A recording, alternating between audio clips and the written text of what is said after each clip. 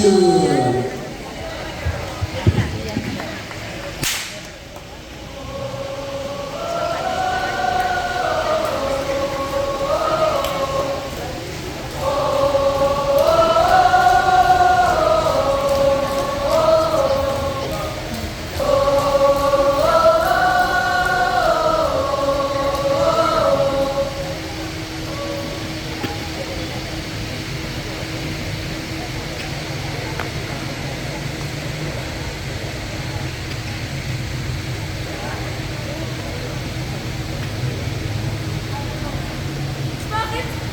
Bakit parang kasalanan ko?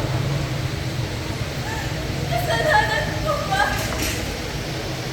Kasalanan ko ba na babae ako? Lalaki lang ba? Lalaki lang ba? At dapat magtrabaho!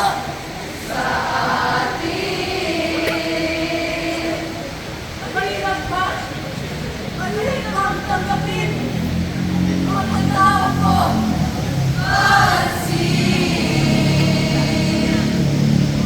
Iba ba ako sa paningin ninyo?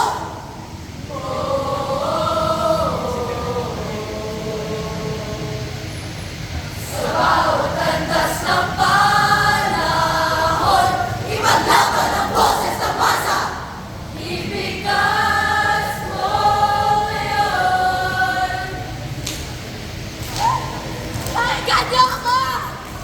Bakit? Ayaw niyo ako pakinggan!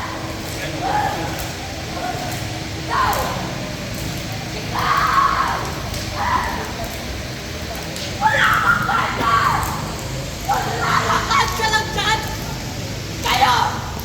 Kayo! Pipiliin niyo manokat lang dyan! Hindi niyo kami tutulungan! Sa bawat generasyon, may kaibigan.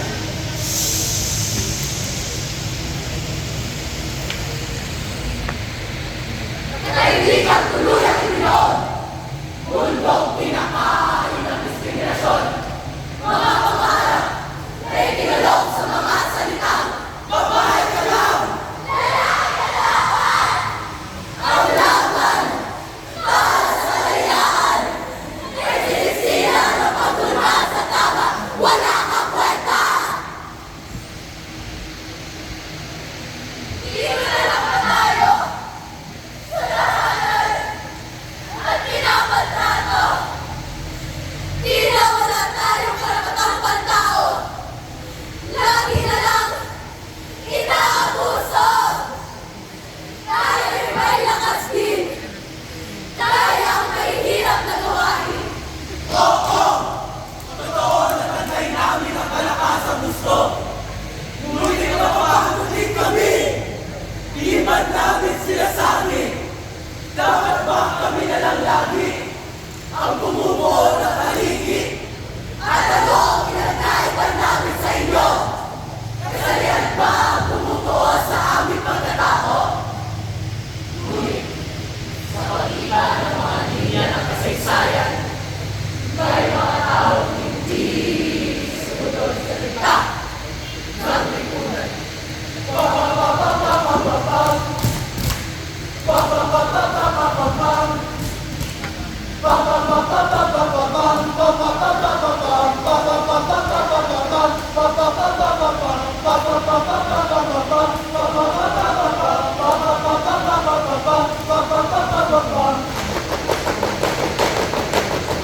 Ang laban ng bayan ay hindi lamang laban ng kalalakihan.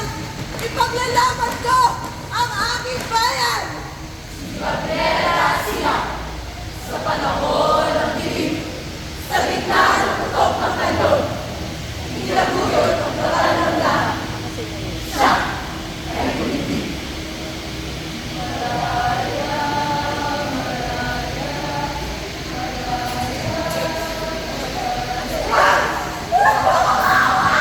Tumigil ka!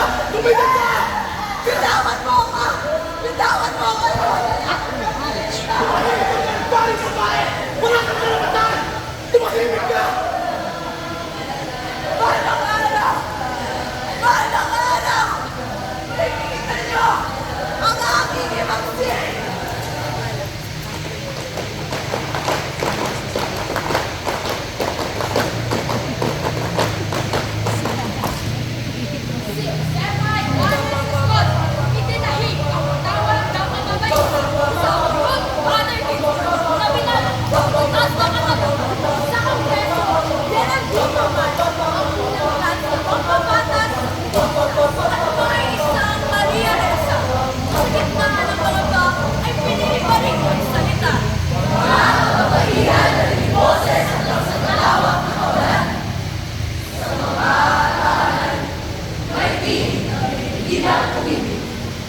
Sa lipunan, pero ang pusong hinahatulan ng bataan ng iba. Halika dito! Ano yan? Lalaki ka, di ba? Hindi mo pwedeng umiyak! Ang isang lalaking katulad ko! Mahina, mahina, mahina, mahina, mahina, mahina, mahina, mahina! Tama na! Kailan pa ba isusulat ng lipunan na ang karapatan ay hindi nasusukat sa kasarian, kundi sa kanilang kaugalian at kanilang kalooban? Dahil sa huli, tayo na binaman ng bumubuo sa ating mundo. Ngunit sa ulang ako, sa kwento ang minaksan, na parang isa, dalawa, tatlo. Sa munting kalaluan, ang bata ay tumatanda, nagdadapa ng mga nananatiling mag-isa. Ang lutang pananag. Una! Una! Tulungan niyo po ako! Sir! Sinungaling! Hindi ka tunay na babae! Ang babae katulad nito ay dapat parusahan! Makawalan po ako! May mali ba sa akin? Bakit? Mali ang paninitok ako! Si Tender Lawit, ang mukha ng tapang at pagtanggap, pinanahimik ng galing at pagkamuhi. Ang kanyang kwento ay sugat ng bayan. Paalala na nagmimuni-muni na mga karasan.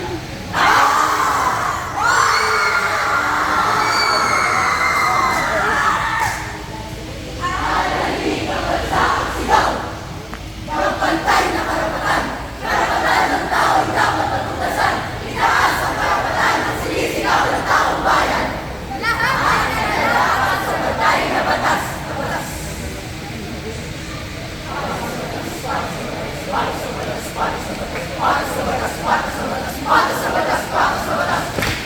Patas sa batas! May isang boses ang sulawasin. Wala na yung sasay, pinalaging may kapal at marangal na litin. 15 anos magpapakita ay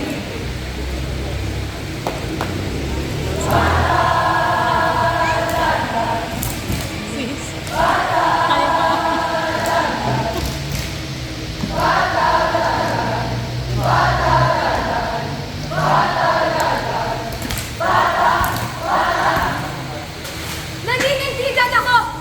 Kahit ako ay babae! Kahit ako ay bata!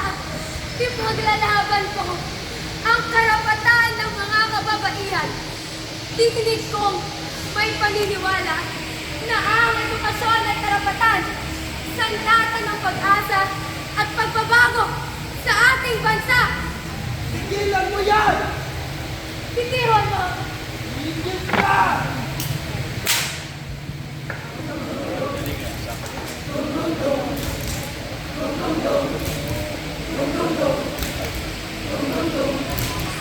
Isang milyong salita, iisang gawa na ng silbihin ang pumahan. Kung hindi ito kayang ipaglaban ng tama. Hanggang ngayon, wala pa rin bantay na respeto sa bawat kasalihan. Dahil sa batas mahalaga, para lang sa mayayaman.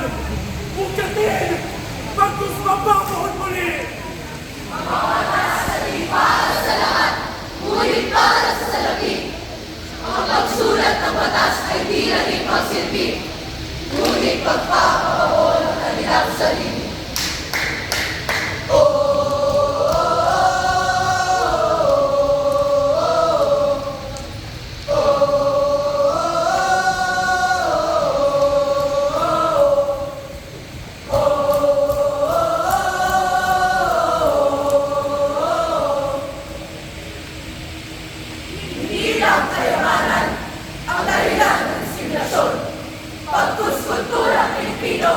buo sa maling opinyon. Tradisyon na suring may kakaiba. Ang buong pagkatao nila ay masama. Na ang pagiging tomboy o bakla ay isang sakit na nakakahawa. Sakit na nakakahawa! Ano pa ang kasalanan ng aming nagawa na kayo'y humusga at kami isa?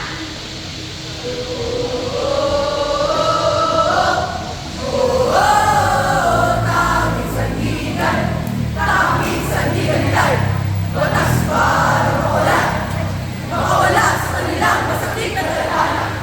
Ngunit bakit? Bakit hindi natin kayang lahat ay marinig? Na para bang may tumatakip sa kanilang piling? Ito ang mga kwentong humihingi ng pantay na pagtingin, pantay na oportunidad, pantay na dignidad.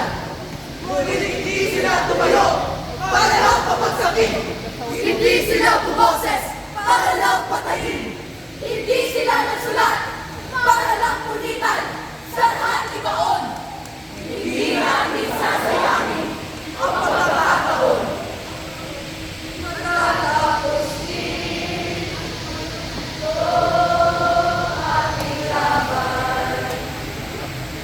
Mawawakas din yung simulan. Matatapos din at maunawaan. Ito ang saysay ng laban. At dito nagsisimula ang panibagong pahina Sa bawat kabataan, sa bawat humahanap, sa bawat puso at marunong makinig, ang mga babae